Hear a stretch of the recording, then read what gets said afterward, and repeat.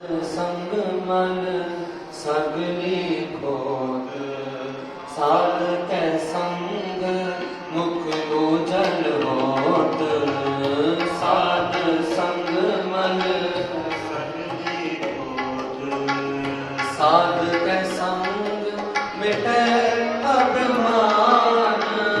साध कै संग प्रगटै सुज्ञान। साध कै संग मिटै अभिमान। साध कै संग प्रगटै सुज्ञान।